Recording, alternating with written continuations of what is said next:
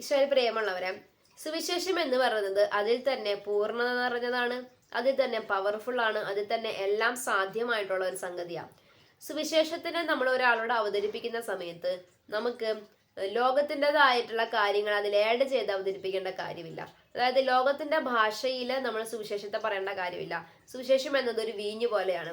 അത് എത്ര കാലഘട്ടം കഴിഞ്ഞാലും എത്ര കാലവർഷം കഴിഞ്ഞാലും അതിന് യാതൊരു നഷ്ടവും സംഭവിക്കുന്നില്ല. അതിന്റെ വീര്യം കൂടി വരികയുള്ളൂ. ഇപ്പൊ 2025 2050 2060 റോബോട്ടുകൾ കാര്യങ്ങളൊക്കെ നിയന്ത്രിക്കുന്നു. AI സംവിധാനം വന്നു, ഡിജിറ്റലൈസേഷൻ വലിയ അങ്ങേയറ്റത്തെത്തി. എന്തൊക്കെയാണെങ്കിലും സുവിശേഷം എന്ന് പറയുന്നതിന്റെ പവറിന് ഒരു കുറവും വരുത്തില്ല. പൗലോസ്ലീഹായ്ക്ക് പറ്റിയ ഒരു അബദ്ധം എന്ന് പറയുന്നത് ഞാനിങ്ങനെ കേട്ടിട്ടുണ്ട് ഒരു കഥയായിട്ട്. ഒരു സ്ഥലത്ത് സുവിശേഷം പ്രസംഗിക്കാൻ പോയപ്പം പൗലോസ്ലീഹ അവിടെയുള്ള ജനങ്ങളൊക്കെ കുറച്ച് ബുദ്ധിയുള്ളവരാണെന്ന് കരുതിയിട്ട് മറ്റു കാര്യങ്ങളെ കൂടെ കണക്ട് ചെയ്തുകൊണ്ട് സുവിശേഷത്തെ അവതരിപ്പിച്ചു. അതായത് സുവിശേഷത്തിൽ വെള്ളം ചേർത്ത് അവതരിപ്പിച്ചു. ഇവിടെ നിങ്ങൾക്ക് ഇങ്ങനത്തെ ഒരു ദേവൻ ഉണ്ടല്ലോ, ഇങ്ങനത്തെ ദേവൻ ഇങ്ങനെ ഒരു കാര്യം പറഞ്ഞിട്ടുണ്ടല്ലോ, ഇങ്ങനത്തെ ഒരാളെ നിങ്ങൾക്ക് അറിയാമല്ലോ, ആ ആള് പറഞ്ഞതുപോലത്തെ കുറെ കാര്യങ്ങൾ ഇവിടെ ബൈബിളിലുണ്ട് എന്നൊക്കെ പറഞ്ഞ് പേടിച്ചു ജനത്തെ. എന്നിട്ട് സുവിശേഷത്തിനെ അവർക്ക് ഇഷ്ടമുള്ളതുപോലെ അവതരിപ്പിച്ചു. ഇങ്ങനൊരു അബദ്ധം നമുക്കിടയിൽ സംഭവിക്കുന്നുണ്ട്. എനിക്ക് സുവിശേഷത്തെ സുവിശേഷമായിട്ട് അവതരിപ്പിക്കാൻ സാധിക്കണം. അതായത് ഞാൻ ഉദാഹരണങ്ങൾ പറയുന്നതും അല്ലെങ്കിൽ നിങ്ങൾക്ക് കൺവേ ചെയ്യാൻ വേണ്ടി ഞാൻ എന്തെങ്കിലുമൊക്കെ ആഡ് ചെയ്യുന്നതിനെ കുറിച്ചല്ല ഞാൻ പറഞ്ഞത്. മറിച്ച് നമുക്ക് ആ സുവിശേഷത്തിന്റെ കാമ്പുണ്ട്, അതിനകത്തൊരു തത്വമുണ്ട്, അതിനകത്തൊരു സത്യമുണ്ട്, അതിനകത്തൊരു അർത്ഥപൂർണതയുണ്ട്. അത് നഷ്ടപ്പെടാതെ വേണം നമ്മൾ സുവിശേഷത്തെ അവതരിപ്പിക്കാനായിട്ട്. അത് മറ്റുള്ളവർക്ക് അക്സെപ്റ്റബിൾ ആവാൻ വേണ്ടി അതിനകത്ത് വെള്ളം ചേർക്കാൻ പാടില്ല. അപ്പൊ നമ്മൾ പറയും പുതിയ തലമുറ സുവിശേഷത്തിലേക്ക് ആകർഷിക്കപ്പെടുന്നില്ല. എല്ലാ കാലത്തും പുതിയ തലമുറ ഉണ്ടായിട്ടുണ്ട്, അല്ലെ? ഇതിനേക്കാളും മോശപ്പെട്ട കാലഘട്ടങ്ങൾ ഉണ്ടായിട്ടുണ്ട്.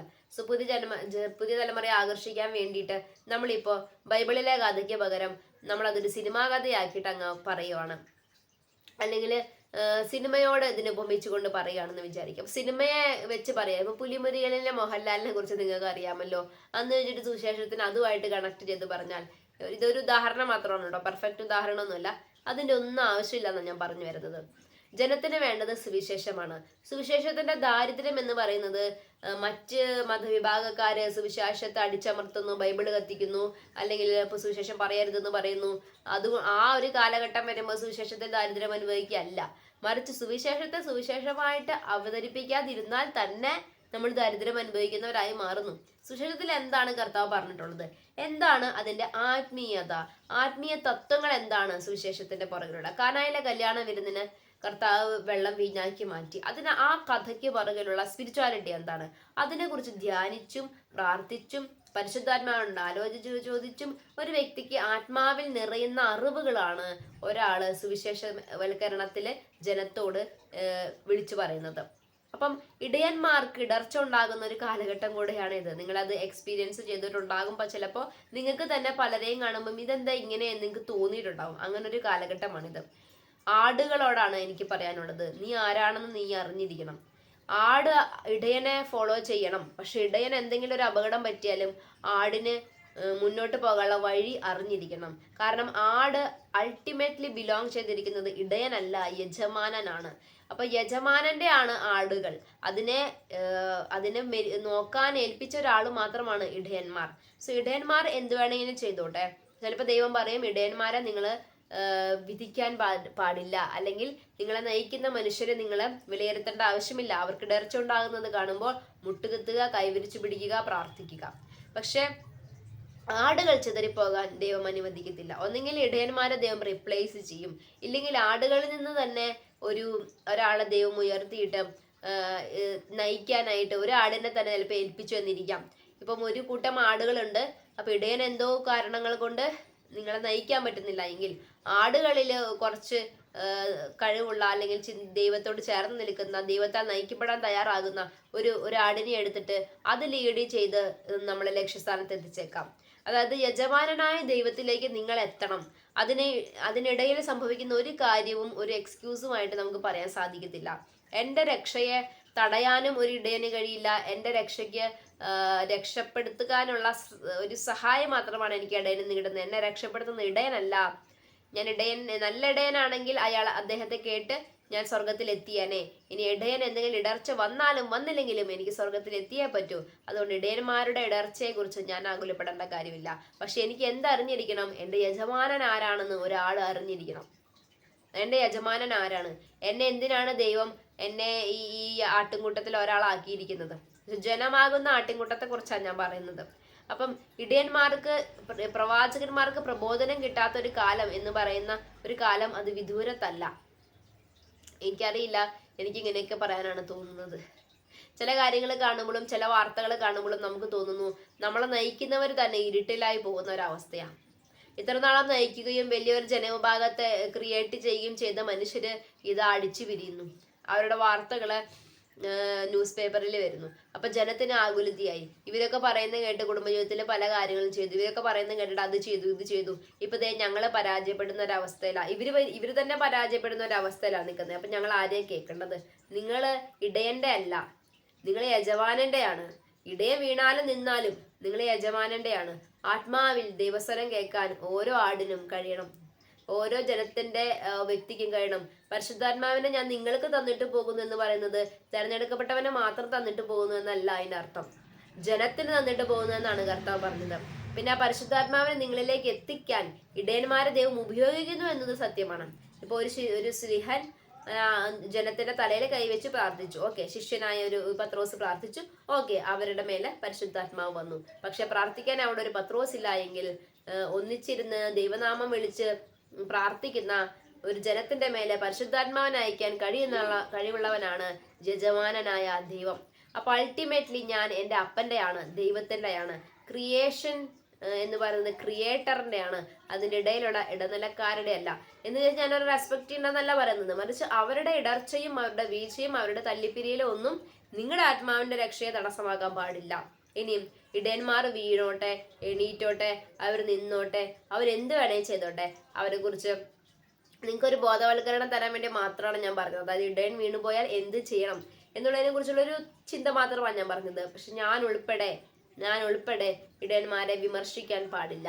കാരണം അവർ നിൽക്കുന്നത് നിർത്താനും വീഴ്ത്താനും കഴിയുന്ന ദൈവത്തിന്റെ മുമ്പിലാണ്. അപ്പൊ വിധിക്കാൻ കഴിവുള്ള രാജാവ് അവിടെ ഇരിക്കുമ്പം നമ്മൾ വാലാട്ടേണ്ട കാര്യമില്ല, നമ്മൾ പ്രതികരിക്കേണ്ട കാര്യമില്ല. കർത്താവ് അവനെ നിർത്തിയിട്ടുണ്ടെങ്കിൽ ഞാൻ പോയിട്ട് അതെന്ത് പരിപാടിയാണെന്ന് ചോദിക്കേണ്ട കാര്യമില്ല. അതെല്ലാം തീരുമാനിക്കേണ്ടത് ദൈവത്തിന്റെ പ്രവൃത്തിയാണ്. ദൈവത്തിന്റെ മുമ്പിലാണ് അവർ നിൽക്കുന്നത്. അപ്പം നിങ്ങളെ നയിക്കുന്ന മനുഷ്യർ വീണുപോയാൽ അതിന്റെ കണക്ക് അവരോട് ചോദിക്കേണ്ടത് ദൈവമാണ്. അത് നിങ്ങൾ അറിയേണ്ട കാര്യമില്ല. അതിനെക്കുറിച്ച് നിങ്ങൾ ഡിസ്കസ് ചെയ്യുക, അതിനെക്കുറിച്ച് കൂടുതലായിട്ട് സങ്കടപ്പെടുക, അതിനെക്കുറിച്ച് പുച്ഛഭാവത്തോടെ സംസാരിക്കുക, അതൊന്നും വേണ്ട എന്നാണ് എന്നോട് ഈശോ പറഞ്ഞിട്ടുള്ളത്. കാരണം അത് നമ്മുടെ ആത്മരക്ഷയ്ക്ക് എന്തെങ്കിലും ഒരു പ്രശ്നം ഉണ്ടാക്കാം. ഇപ്പൊ ഞാൻ പലതും കാണുന്നുണ്ട്, ഞാനതെല്ലാം നിങ്ങളോട് വിളിച്ചു പറഞ്ഞു. അവര് ശരിയല്ല, ഇവര് ശരിയല്ല എന്ന് വിളിച്ചു പറഞ്ഞു. ആരെങ്കിലും ഒരു പാവപ്പെട്ട ആത്മാവ് ഇവര് പറയുന്ന കേട്ട് ജീവിതത്തിലെ ശുദ്ധീകരണത്തിലേക്ക് കടന്നിട്ടുണ്ടെങ്കിൽ, അല്ലെങ്കിൽ അവർക്ക് ആശ്രയിക്കാൻ ഇവരല്ലാതെ വേറെ ആരും ഇല്ല എങ്കിൽ എന്താ സംഭവിക്കുക? അവരുടെ രക്ഷയെ കൂടെയാണ് ഞാൻ ഇങ്ങനെയൊക്കെ വിളിച്ചു പറയുമ്പോൾ തടയപ്പെടുന്നത്. അപ്പൊ ദൈവമാണ് ഓരോ മനുഷ്യനെയും രക്ഷിക്കുന്നത്, മനുഷ്യർ ഇടനിലക്കാർ മാത്രമാണ്.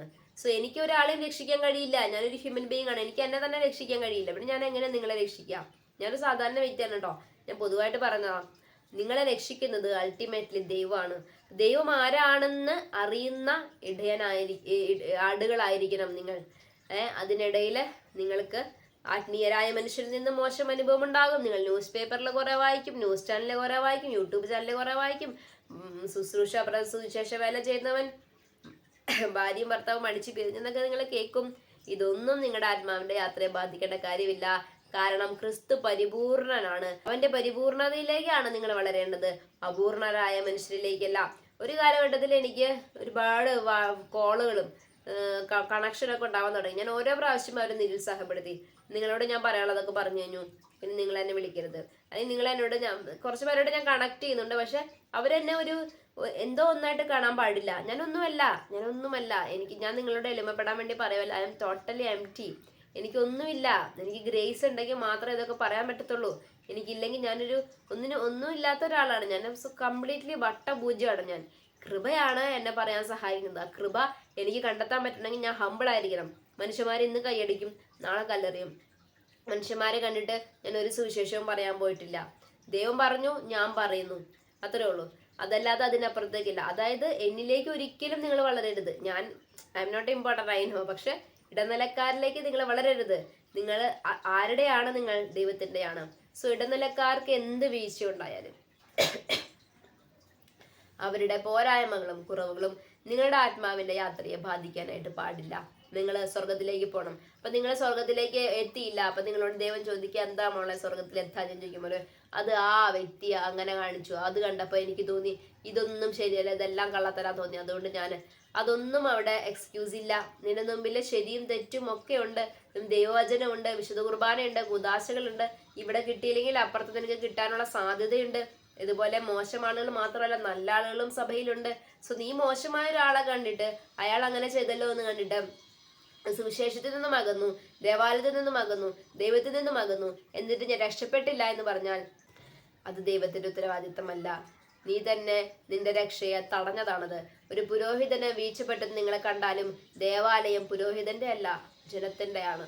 എനിക്ക് ഒരിക്കലും ഒരു പുരോഹിതൻ എന്നോട് ഇച്ചിരി കയർത്ത് വിഷമിപ്പിക്കുന്ന എനിക്കൊരു പുരോഹിതനുമായിട്ട് ഇടയ്ക്ക് ഒരു ചെറിയൊരു വിഷമം ഉണ്ടായി. അദ്ദേഹത്തിന് എന്നെ മനസ്സിലായില്ല. അദ്ദേഹം തന്നെയാണ് ശരി, അദ്ദേഹത്തിന്റെ ദൈവം തന്നെയാണ് ഇതൊക്കെ അനുവദിക്കുന്നത്. അദ്ദേഹത്തിന്റെ അദ്ദേഹം വളരെ വലിയൊരു മനുഷ്യനാണ്. ഞാൻ അദ്ദേഹത്തോട് എൻ്റെ സ്പിരിച്വാലിറ്റി ഒന്നും അദ്ദേഹത്തിന് മനസ്സിലാവണമെന്നില്ല. ഞാൻ വളരെ നിസ്സാരക്കാരിയാണ്. അദ്ദേഹത്തിന് എല്ലാ റൈറ്റ്സും ഉണ്ട് എന്നോട് എങ്ങനെ വേണമെങ്കിൽ സംസാരിക്കുന്നത്. Really respect him. അദ്ദേഹത്തിന്റെ പ്രീസ്റ്റ്ഹുഡ് എന്ന് പറഞ്ഞാൽ എനിക്ക് ഒരു യോഗ്യതയില്ലായിരിക്കും അദ്ദേഹത്തെ കുറിച്ച് എന്തെങ്കിലും ഒന്ന് പറയാനോ ചെയ്യാനോ ഒന്നുമില്ല. പക്ഷെ എനിക്ക് ദേവാലയത്തിൽ പോകാൻ ഒരു മടി ഉണ്ടാവാൻ തുടങ്ങി. അപ്പൊ ഞാൻ ഓർത്തു, ദൈവമേ ഇനിയിപ്പോ ദേവാലയത്തിൽ പോയില്ലെങ്കിൽ ആരും പിശാച് പിടിക്കുമല്ലോ എന്ന് ഓർത്തു. പിന്നെ ആരോ എൻ്റെ മനസ്സിൽ പറഞ്ഞു, ദേവാലയം എന്ന് പറയുന്നത് നിന്റെ അപ്പന്റെ വീടാ. അപ്പന്റെ വീട്ടിലോട്ട് പോകാൻ വേണ്ടിയിട്ട് വേറെ ഒന്നും നിന്നെ തടയാൻ പാടില്ല. അതിപ്പോ ആരോടുള്ള സ്നേഹമാണെങ്കിലും തടയാൻ പാടില്ല, ആരോടുള്ള സ്നേഹക്കുറവും തടയാൻ പാടില്ല, പ്രതിബന്ധങ്ങളൊന്നും നിന്നെ തടയാൻ പാടില്ല. അപ്പൊ ദേവാലയം എന്ന് പറയുന്നത് എൻ്റെ അവകാശമാണ്, സാധാരണക്കാരന്റെ അവകാശമാണത്. അതിലേക്ക് പോകാൻ ഒന്നും നിങ്ങളെ തടയാൻ പാടില്ല. പ്രവാചകന്മാർക്ക് പ്രബോധനം കിട്ടാത്തൊരു കാലഘട്ടം, ഇടയന്മാർ ഇടറുന്നൊരു കാലഘട്ടം, സുവിശേഷത്തിനെ കുറിച്ച് യഥാർത്ഥത്തിലുള്ള സുവിശേഷം പ്രചരിപ്പിക്കാതെ അതിൽ വെള്ളം ചേർത്ത് വിൽക്കുന്ന ഒരു കാലഘട്ടം, ആവശ്യമില്ലാത്ത കാര്യങ്ങളിലേക്ക് ഇടപെട്ട് ആത്മീയതയിൽ ഫോക്കസ്ഡ് ആവാതെ ലോകപരമായ കാര്യങ്ങളും ലൗകികപരമായ കാര്യങ്ങളും ഒക്കെ ആളുകൾ കൂടുതലായിട്ട് പറയുന്ന ഒരു കാലഘട്ടം, ഇതൊക്കെ വരാനിരിക്കുന്നു എന്നല്ല, വന്നു കഴിഞ്ഞു എന്നാണ് പറയുന്നത്. ഇതെല്ലാം വന്നു കഴിഞ്ഞു. നിങ്ങളുടെ ആത്മരക്ഷ നിങ്ങളുടെ ഉത്തരവാദിത്തമാണ്. ആർക്കും നിങ്ങളെ രക്ഷിക്കാൻ പറ്റില്ല. നിങ്ങൾ ദൈവത്തിനെ ആശ്രയിച്ച് ജീവിച്ചാൽ മാത്രമേ നിങ്ങൾക്ക് രക്ഷ കിട്ടുകയുള്ളൂ. രക്ഷിക്കപ്പെട്ടില്ല എങ്കിൽ അതിനേക്കാൾ കൂടുതൽ കഠിനമായ ഒരു ജീവിതാവസ്ഥയിലേക്ക് നിങ്ങൾ പോകേണ്ടി വരും. അതിലും ഭേദം നിങ്ങൾ അവരെ നോക്കണ്ട, ഇവരെ നോക്കണ്ട, ആരെയും നോക്കണ്ട, നിങ്ങളുടെ കയ്യിൽ സുവിശേഷം എടുക്കുക, മാറോട് ചേർത്ത് പിടിക്കുക, രക്ഷിക്കണേ എന്ന് പ്രാർത്ഥിക്കുക, ഉദാശകളോട് ചേർന്ന് നിൽക്കുക. നിങ്ങളുടെ ആത്മാവിന് തീർച്ചയായിട്ടും രക്ഷ ഉണ്ടാകും. ഇടയന്മാർക്ക് വേണ്ടി പ്രത്യേകം പ്രാർത്ഥിക്കുക. ആമേൻ.